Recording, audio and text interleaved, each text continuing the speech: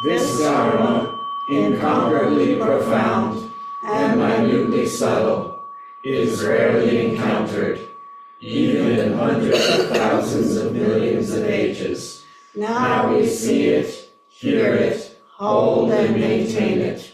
May we completely realize the Tathagata's true meaning.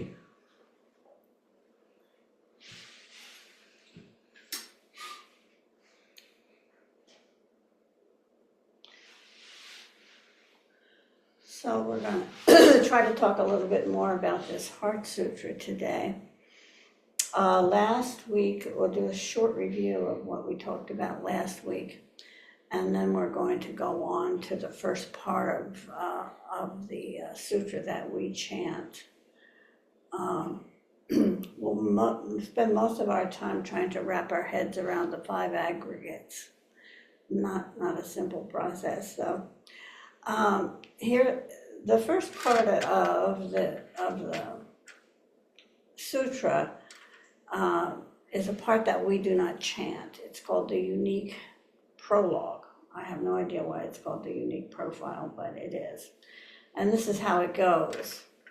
Thus have I heard at one time, the transcendent victor was sitting on Vulture Peak in Ragaratha, together with a great assembly of monks and a great assembly of bodhisattvas.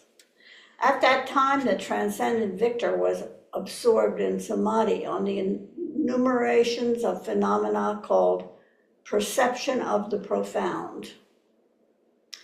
The transcendent victor here, they're talking about is Buddha. So Buddha's up on Vulture Peak. This is an actual real place where Buddha used to give talks. And so he's up there and he's in samadhi. Then it continues. Also at that time, the Bodhisattva, the Mahasattva, the superior Avalokiteshvara, was contemplating the meaning of the profound perfection of wisdom. And he saw that those 5 aggregates, what we call the 5 conditions, are also empty of inherent existence. So we got 2 people here. We got Buddha and we got Avalokiteshvara. Avalokiteshvara is identified in this place as male. He gender shifts because sometimes identified as male, sometimes identified as female.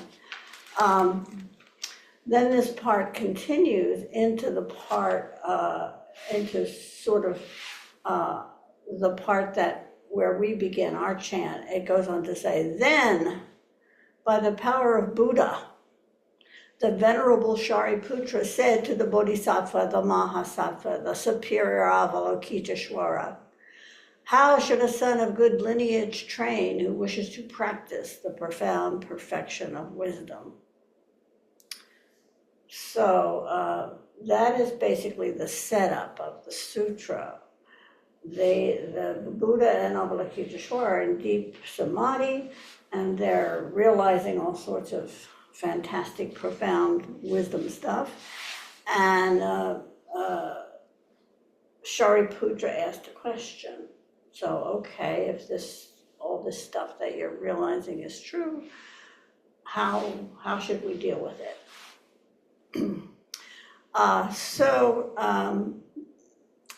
That's the prologue.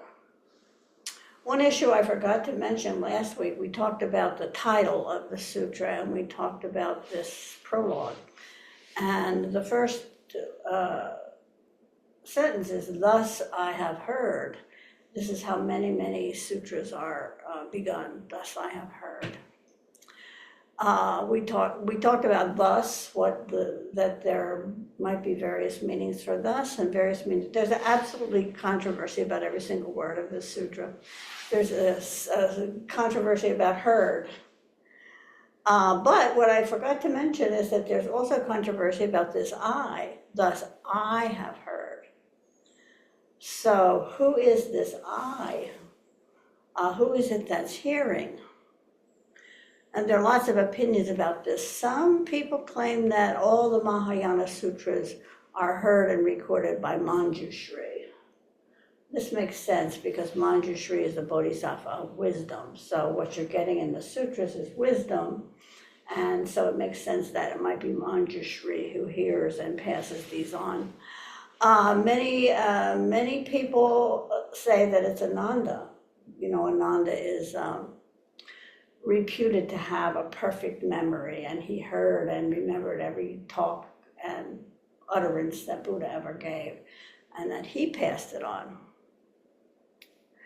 And some people maintain that it's actually an unknown recorder, that we don't know who the I of I have heard is. It's a big controversy because it's a perennial issue in Mahayana Buddhism of how they give authenticity to their teachings. I mean, logically, we know that they couldn't have come direct from Buddha historically, because Buddha has been dead for hundreds of years at this point. So where did they come from? And how do we accept them as legit orthodox teachings, depending on who gave them and how we know about them? So this is an issue that is a big issue for Mahayana. The Theravadins, they do actually have writings from the earliest days of Buddhism, so some of their stuff is authenticated. But Mahayana didn't arise until much long after Buddha was dead. So how do we know that the teachings are legitimate? Maybe we're a heresy. So that's the question.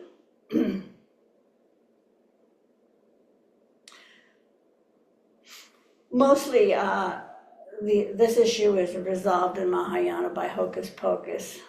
They make stuff up. So, the same issue exists in Christianity. The parts of the Bible that tell about Jesus' life were written long after Jesus died. Some of them quite a long way, some of them not that far after. So, and sometimes they disagree on various issues about the same story. So it's not just Buddhism who has an issue with authenticity.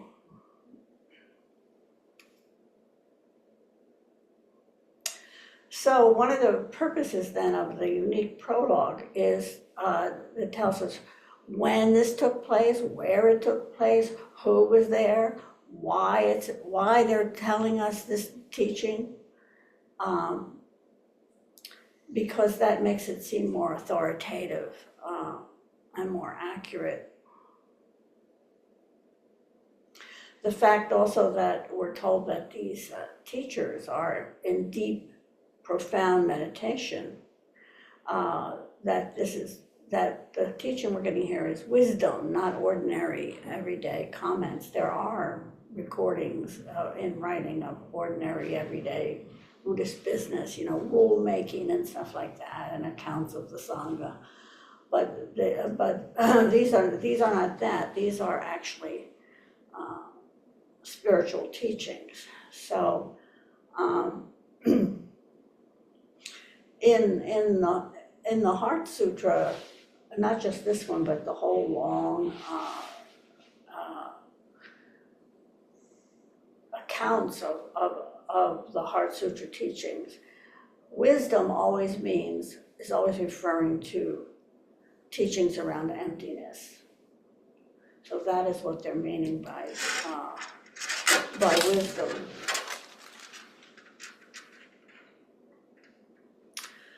So we're told that on this peak, Avalokiteshvara realized deep prajnaparamita, and what she saw was that all the five aggregates are empty, and then we have Shariputra asking his question: how should a son of good lineage train who wishes to practice the profound perfection of wisdom?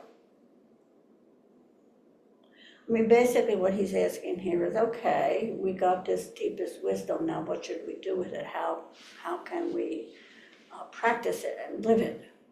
Notice that he says train. How should they train? And how should they practice? He's not asking about understanding it. He's asking about how we incorporate it into our Buddhist practice.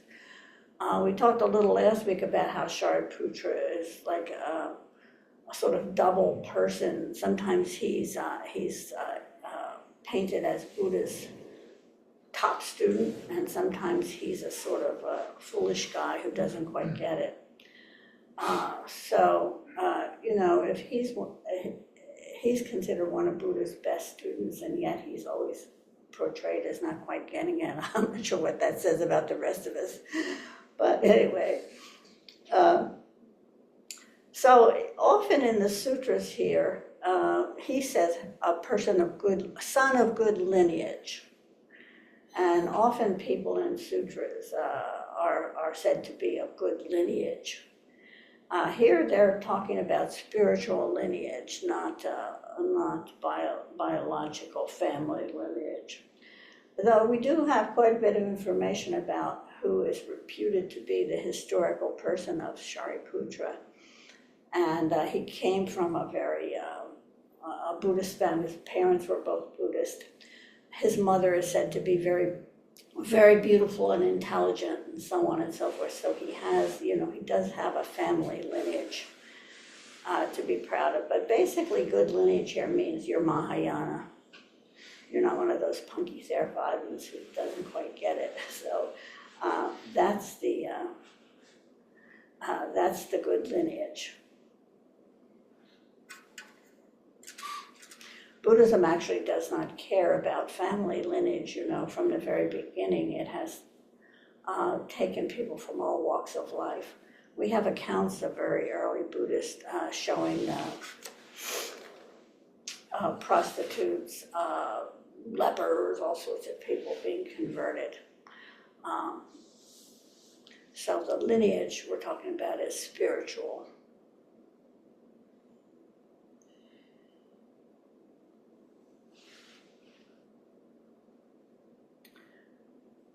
So, this question teaches on more than one level. First of all, it sets up the sutra for Shariputra, for Avalokiteshvara to answer. But it's also a kind of example of how to conduct your practice. Questioning is very important in Zen, in particular Zen Buddhism. If you don't ask, maybe it's because you don't wonder about things. If you don't ask, maybe it's because you think you already have everything under control.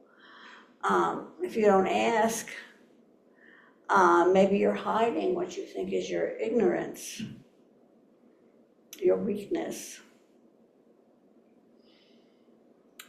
So by asking a question in Zen training, it's the result of both thinking and meditative life experience. It's a process of discrimination, of elimination, of seeing just what you already know and what the crux of your question is. What aren't you sure about?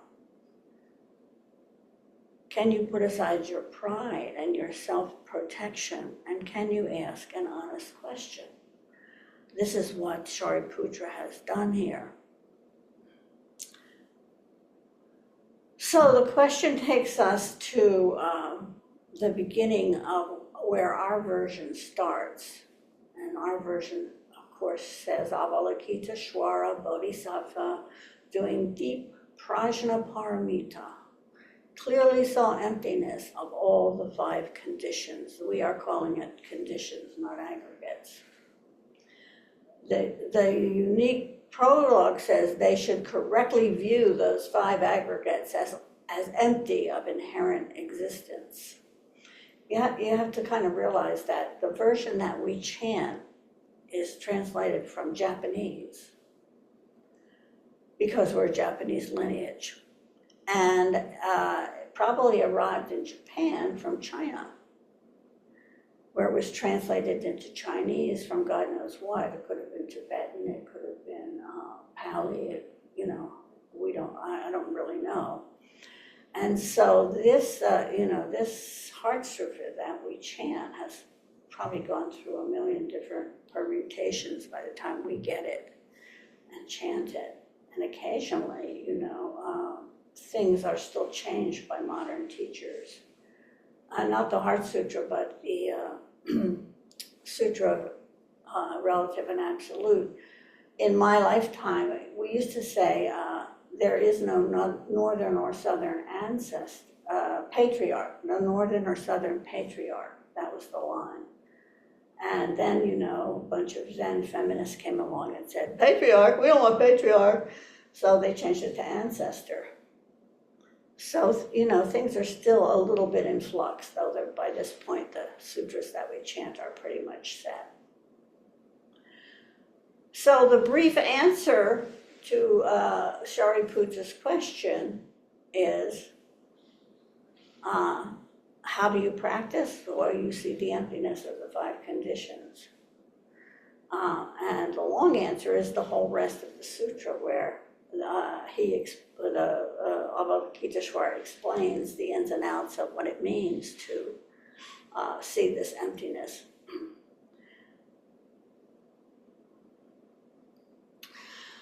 In giving her his answer, he says that if you see this emptiness, that you will relieve misfortune and pain. Clearly saw emptiness of all the 5 conditions, thus relieving misfortune and pain. So that's the promise. But what about these 5 conditions, these 5 aggregates? What the sutra sets out to explain is why we don't see these 5 aggregates, these 5 conditions as empty. And it explains how this very harmful situation came about. To explain this, Buddha analyzed the way in which we take in the world and information about the world that we live in, and tries to explain how we got it so wrong, because we don't see them as empty, we see them as permanent and real. So this is what the sutra is aiming to do. I mean, it's worth mentioning at this point that early Buddhism was very analytical. It has lists and categories and all sorts of stuff. Buddha was very analytical. So to say that we, only don't know is how we need to practice is perhaps an exaggeration. Of course, we need to experience, to realize, to know intuitively, but it doesn't hurt to think about it as well. So it's here in this sutra that we need to know what the 5 aggregates are that we're supposed to be finding empty. So what they do is they list 5 ways in which we experience the world. They're kind of a shorthand of how we come to see things as permanent. And the list is known as the 5 aggregates, or the 5 conditions. So I'm going to tell you what they are, and you don't have to remember the names, but it will help you to understand a little bit what they're about. Because what Buddha taught was that the source of our suffering is our unrealistic relationship to the constant flux of the universe.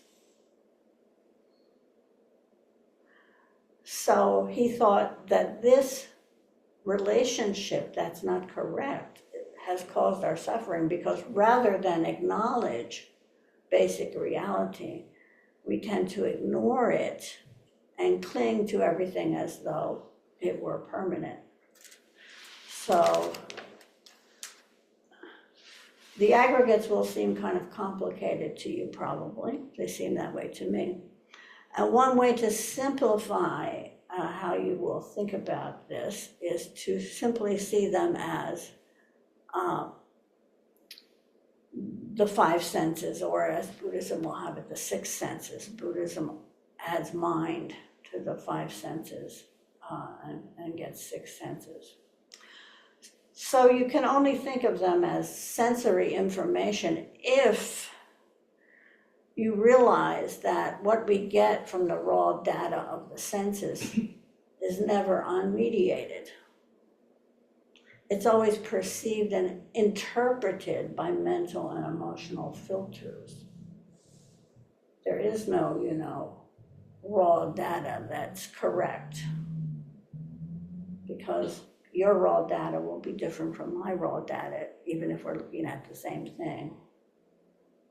So basically what the aggregates are is it's this mediation, how it is that we take this information we get from the senses and form it into how we think about things. So the five aggregates are form, feeling, perception, mental formations, and consciousness. So form, the first aggregate, is everything in the physical world. It particularly points to objects perceived through any of the senses. The Pali word for this is rupa. The second aggregate is feeling, vidana. So feeling refers to what we would maybe call feeling tone or atmosphere, kind of. This refers to the way in which we perceive everything as either pleasant or unpleasant or neutral. We never just get an experience, we immediately judge it. Good for us, bad for us, in the middle. So this is an important aspect of our experience that determines how we experience our life. The third aggregate is perception, sana. Perception is how sensory information is received and processed. It involves our interpretation of what the senses provide. You can be way off, see something and mistake what you're seeing and think it's something completely different. Or you can, you might have the general outlines of the situation correct, but you're misinterpreting what it means or the motives involved, that kind of thing. Number 4 is mental formations, sankhara. Mental formations are the stories, the emotions, the concepts, the choices that we add to our raw experience. And they're a big part of how we understand and interact with the world.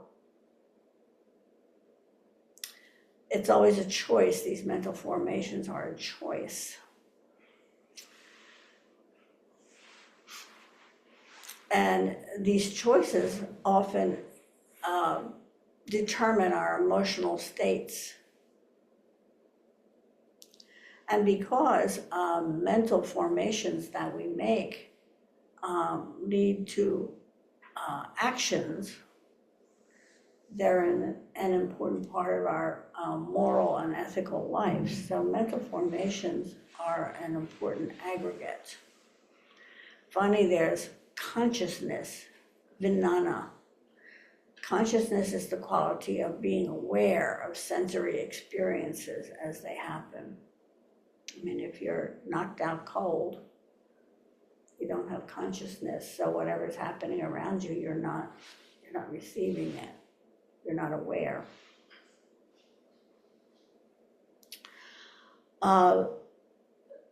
The aggregates warn that it's important not to see consciousness as a kind of subtle self or true nature. Consciousness is always consciousness of something. It isn't this quality that floats around in your head. It's never separate from sense experience.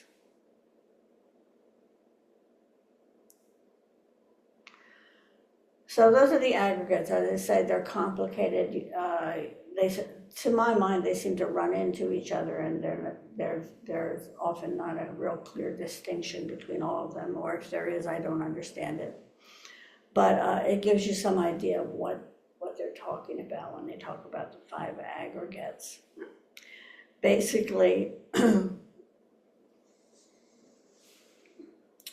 it's our clinging to these perceptions that cause our suffering and keep us from experiencing the emptiness of the aggregates or the 5 conditions. I'm going to read you this. This is a scripture that is recited by Theraphians on the issue of the aggregates. Form is impermanent. Feeling is impermanent. Perception is impermanent. Mental formations are impermanent. Sense consciousness is impermanent. So they've just taken all the aggregates and declared that all of them are impermanent. Then it goes on to say, form is not self. Feeling is not self. Perception is not self. Mental formations are not self. Sense consciousness is not self. Continuing, form is impermanent. Feeling is impermanent. Perception is impermanent. Mental formations are impermanent. Sense consciousness is impermanent.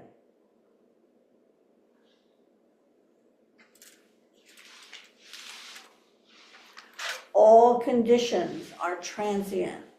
There is no self in the created or uncreated worlds.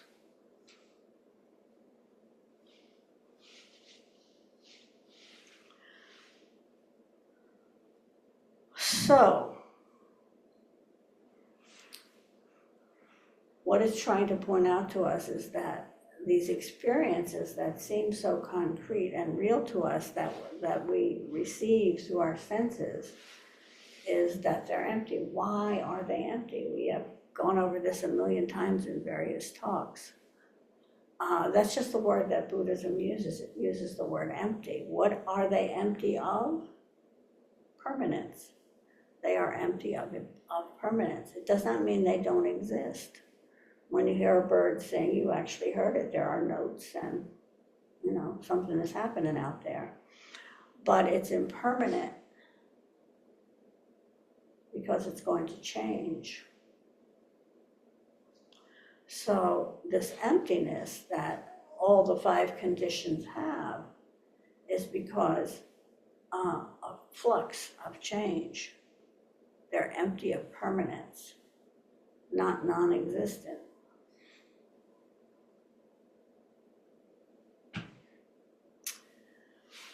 So Avalokiteshvara then goes on to say that once we see the emptiness of basically everything, the non-permanence of everything, she promises that we'll relieve misfortune and pain.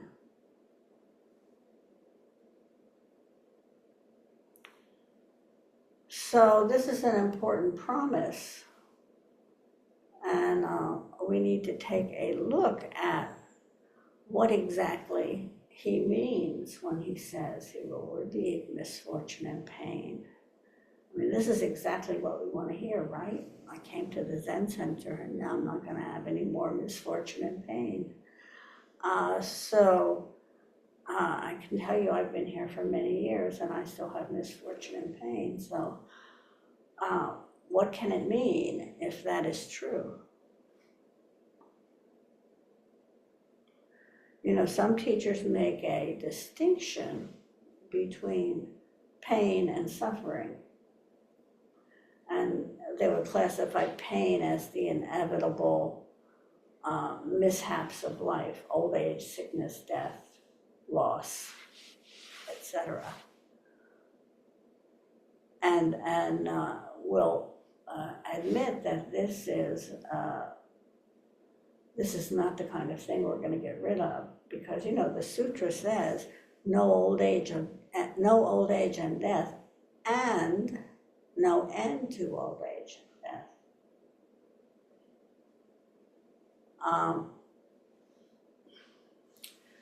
So in what way is our misfortune and pain going to be relieved by seeing the emptiness of all the 5 conditions, or the aggregates? This is a question that we'll take up in depth in the next talk. But basically what you need to get from this talk is some sense of what it is that we're seeing as empty, which is everything that we take in through the senses and the way that we process it to make it seem real to us. So that is what the Sutra is telling us is empty. Empty of what? Empty of permanence. It's not that, you know, it's not that the world doesn't exist. It's that it doesn't exist in a permanent way. It's always changing. So I think that's enough for today. Hard to take in too much at once. And so next time I talk, we'll talk about our misfortune and pain.